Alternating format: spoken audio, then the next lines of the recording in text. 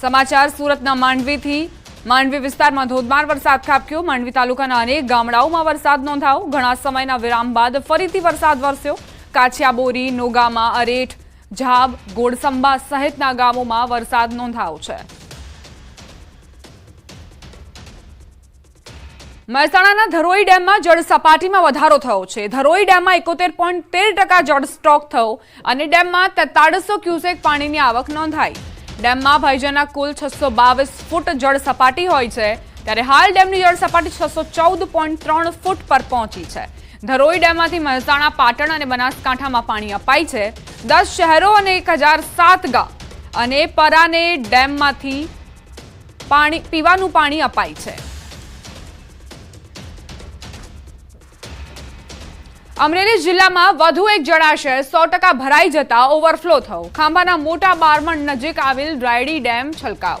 તંત્ર દ્વારા એક દરવાજો ખોલાયો। નીચાણવાળા નદીકાંઠાના ગામોને એલર્ટ કરવામાં આવ્યા। ખાંભા, રાજુલા, જાફરાબાદ 3 તાલુકાના 5 ગામડાને સાવચેત રહેવા સૂચના મળી। મોટા બારમણ, નાના બારમણ, ચોતરા, મીઠાપુર સહિત ગામોને સાવચેત કરાયા। ગ્રામ્ય વિસ્તારની નદીઓમાં નવા નીરની આવક થઈ છે।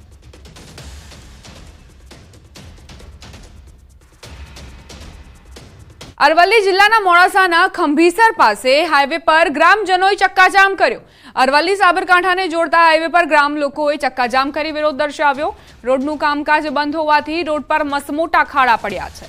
ખાડાના કારણે સ્થાનિકોને અકસ્માતનો ભય સતાવી રહ્યો છે। હાઈવે ઓથોરિટીની કામગીરી સામે લોકોએ વિરોધ દર્શાવ્યો। મોડાસા રાજેન્દ્રનગર સ્ટેટ હાઈવે પર ચક્કાજામ કરી સ્થાનિકોએ વાહન વ્યવહાર બંધ કર્યો। 2 કલાકથી જામ હાઈવેને ખુલ્લો કરાવવા પોલીસ ઘટના સ્થળે પહોંચી। ગ્રામજનોએ અરવલ્લી જિલ્લા કલેક્ટર સ્થળ પર આવે તેવી માંગ કરી છે।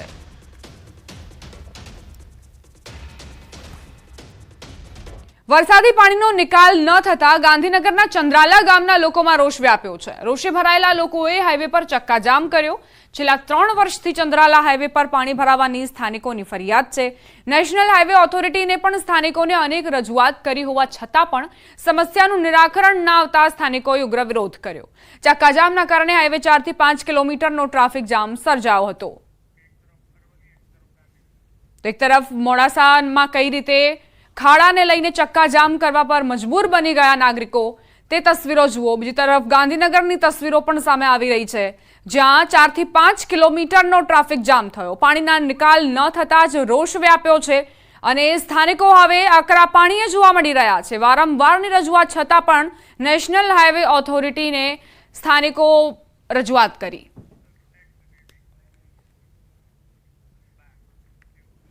સુરતથી સમાચાર। બારડોલીના પેટ્રોલ પંપ નજીક અકસ્માતની ઘટના બની। મોપેડ અને મોટરસાયકલ વચ્ચે અકસ્માત સર્જાયો। અકસ્માતમાં 5 યુવાનો ઇજાગ્રસ્ત થયા। અકસ્માતની ઘટના સીસીટીવીમાં કેદ થઈ। બારડોલીના વાડીવાલા પેટ્રોલ પંપ નજીક અકસ્માતની ઘટના બની છે। તો બારડોલીમાં અકસ્માતમાં 5 યુવાનો કઈ રીતે ઇજાગ્રસ્ત થયા? પૂરપાટ ઝડપે આવતા મોપેડ અને મોટરસાયકલ વચ્ચે અકસ્માતની આ ઘટના બની, જેમાં 5 યુવાનોને ઈજા પહોંચી હતી। કઈ રીતે રફતારનો કહેર બારડોલીમાં વર્તાયો છે તેની તસવીરો જુઓ।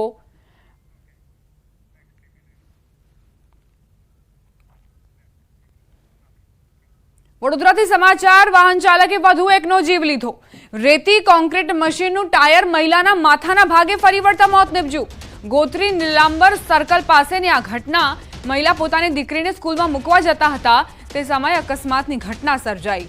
ગોત્રી પોલીસ ઘટના સ્થળે પર પહોંચીને બનાવની તપાસ હાથ ધરી। અકસ્માત સર્જનાર ભારદારી વાહન ચાલકને લોકોએ પકડી પોલીસને સોંપ્યો।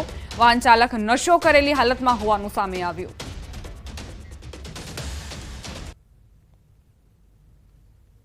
તો ગોઝારા અકસ્માતની આ 2 ઘટનાઓ। એક તરફ સુરતના બારડોલીમાં મોપેડ અને બાઇક વચ્ચે ટક્કર થઈ અને 5 લોકોને ઈજા પહોંચી। બીજી તરફ અકસ્માતમાં એક મહિલાએ વડોદરામાં જીવ ગુમાવ્યો। જે વાહન ચાલક હતો તે નશાની હાલતમાં હોવાનો આરોપ છે અને આડેધડ તેણે વાહન હંકારીને એક મહિલાનો જીવ લઈ લીધો। આ મહિલા પોતાના બાળકને સ્કૂલે મૂકવા જઈ રહ્યા હતા। તેમને શું ખબર હતી કે એક વાહન ચાલક તેમની પર ત્રાટકશે કાળ બનીને।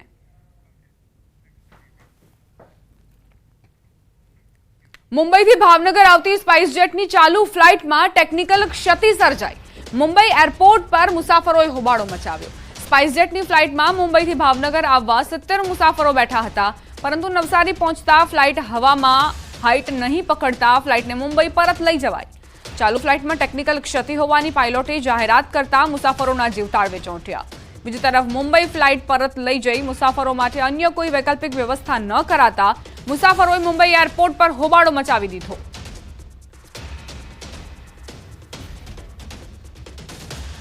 સમાચાર વલસાડથી. વલસાડમાં શાકભાજીની આડમાં દારૂની હેરાફેરી ઝડપાઈ છે. અમદાવાદ મુંબઈ નેશનલ હાઈવે પરથી દારૂ ઝડપાયો. શાકભાજી ભરેલા ટેમ્પોમાં ભીંડા નીચે દારૂ છુપાવવામાં આવ્યો હતો. વલસાડ પોલીસને મળેલી બાતમીના આધારે હાઈવે પર વોચ ગોઠવી આરોપીને દબોચવામાં આવ્યા. પોલીસે મુંબઈથી સુરત જતા ટેમ્પાને ઝડપ્યો. પોલીસે 4 લાખથી વધુની કિંમતના મુદ્દામાલ સાથે સુનિલ નવરે નામના આરોપીની ધરપકડ કરી, જ્યારે અન્ય એક વોન્ટેડ આરોપીની શોધખોળ હાથ ધરી. વલસાડ પોલીસની સતર્કતાના કારણે બુટલેગરોના વિચિત્ર કિમિયા પર પાણી ફરી વળ્યું. અમદાવાદમાં વિદ્યાર્થીઓના 2 જૂથ વચ્ચે બબાલની ઘટના. શેલા વિસ્તારની શાંતિ બિઝનેસ સ્કૂલનો બનાવ. કોલેજમાં ગણેશ સ્થાપના વખતે બબાલ થઈ. સ્થાપનાવાળી જગ્યાથી યુવતીને હટવાનું કહેતા બોલાચાલી થઈ. બંને પક્ષના લોકો વચ્ચે મારામારી થઈ. વિદ્યાર્થીનીના પિતાએ થાર ગાડી ઓવરસ્પીડમાં ચલાવી. ઓવરસ્પીડ કારને કારણે લોકોનો જીવ જોખમમાં મુકાયો. એક વિદ્યાર્થીના પગના ભાગે પણ ઈજા પહોંચી. બંને પક્ષના લોકો સામે બોપલ પોલીસે ગુનો નોંધ્યો છે.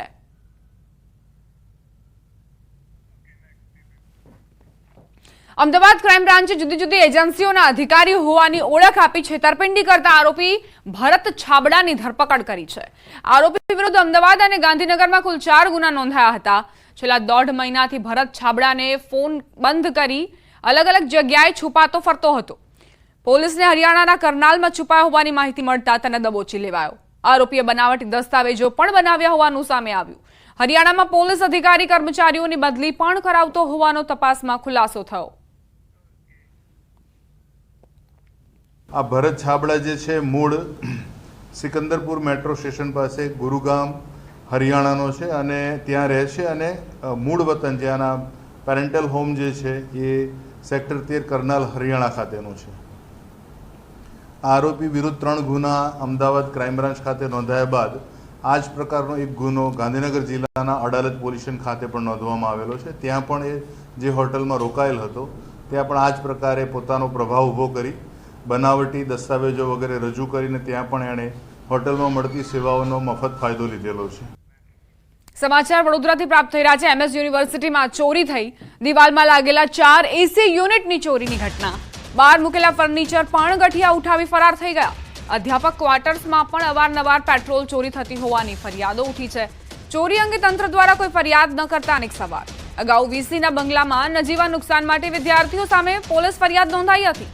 ફેકલ્ટીમાં થયેલ ચોરી મુદ્દે પોલીસ ફરિયાદ નહીં નોંધાવાતા યુનિવર્સિટી સત્તાધીશો સામે સવાલો ઉઠ્યા છે.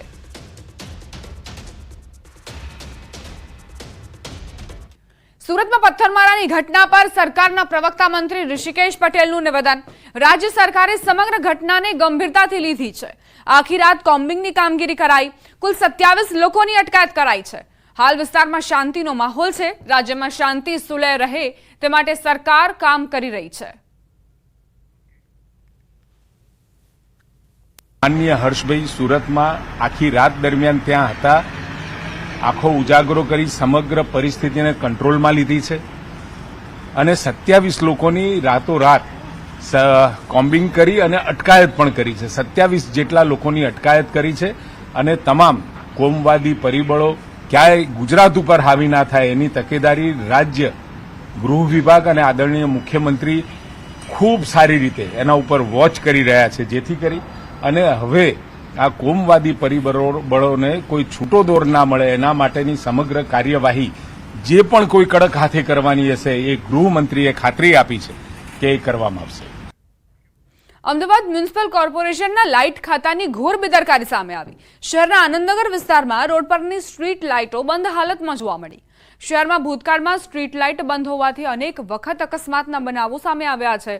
છતાં પણ હજી અનેક સ્ટ્રીટ લાઇટો બંધ હાલતમાં જોવા મળી રહી છે. શહેરમાં અનેક રસ્તાઓ એવા છે કે જ્યાં હજારો વાહનોની અવરજવર રહેતી હોય છે, છતાં સ્ટ્રીટ લાઇટ બંધ હાલતમાં જોવા મળી, જેના કારણે વાહન ચાલકોને અકસ્માત થવાનો ભય પણ સતાવી રહ્યો છે.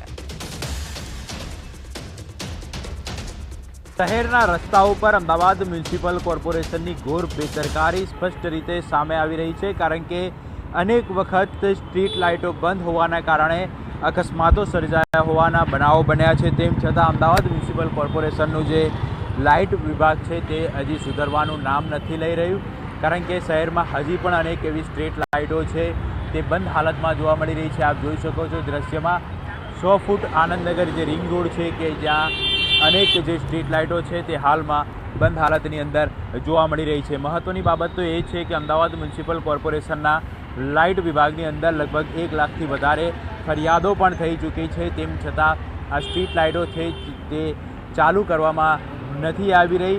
ભૂતકાળની અંદર પણ સ્ટ્રીટ લાઇટો બંધ હોવાના કારણે અનેક અકસ્માતના બનાવો પણ સામે આવ્યા છે અને અનેક નિર્દોષ લોકોએ જીવ ગુમાવવાનો વખત આવ્યો છે. ત્યારે અમદાવાદ મ્યુનિસિપલ કોર્પોરેશનના સત્તાધીશોને અધિકારીઓને આ બાબતનું ભાન ક્યારે થાય છે તે જોવું રહ્યું. કેમેરામેન હરીશ શર્મા સાથે ઋત્વિજ સોની, ન્યૂઝ 18 ગુજરાતી, અમદાવાદ. વાત હવે લોકમેળાની.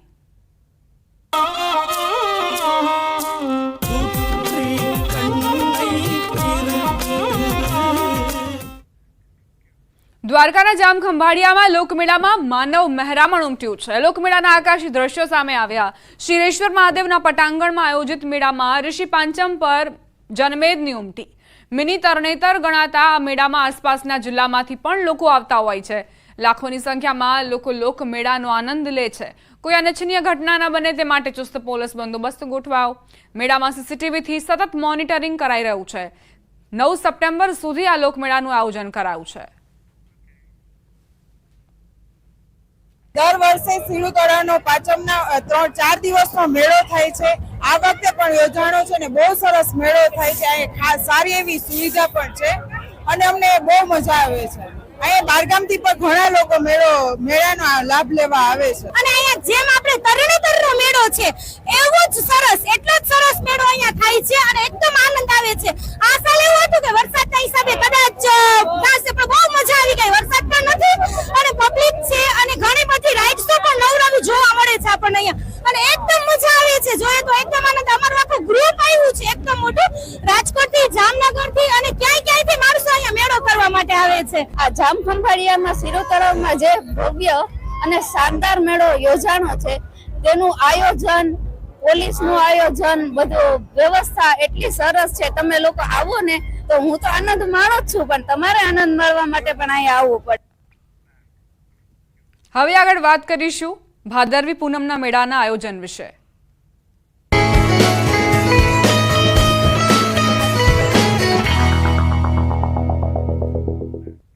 બનાસકાંઠાના અંબાજી ખાતે ભાદરવી પૂનમના દિવસે દર્શન કરવાનું અનોખું મહાત્મ્ય છે, જેથી હાલ ભક્તો પગપાળા અંબાજી જઈ રહ્યા છે. પંચમહાલ જિલ્લામાંથી પણ મોટી સંખ્યામાં ભક્તો રથ લઈ પગપાળા માતાજીના દર્શનાર્થે જઈ રહ્યા છે. હાલ વરસાદી માહોલ વચ્ચે ભક્તો બોલમાળી અંબે જય જય અંબેના જય ઘોષ સાથે ઝૂમતા ઝૂમતા પદયાત્રા કરતા જોવા મળી રહ્યા છે. યાત્રીઓની સેવા માટે ઠેર ઠેર વિસામાનું પણ આયોજન કરાયું છે.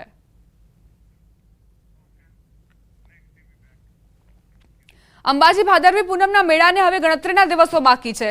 વહીવટી તંત્ર દ્વારા તમામ તૈયારીઓ કરી લેવાઈ છે. માઈ ભક્તો માતાજીના દર્શન માટે પગપાળા અંબાજી આવવા નીકળી ગયા છે, તો પદયાત્રીઓની સેવા માટે સેવાભાવી સંસ્થાઓ દ્વારા કેમ્પનું પણ આયોજન કરાયું છે.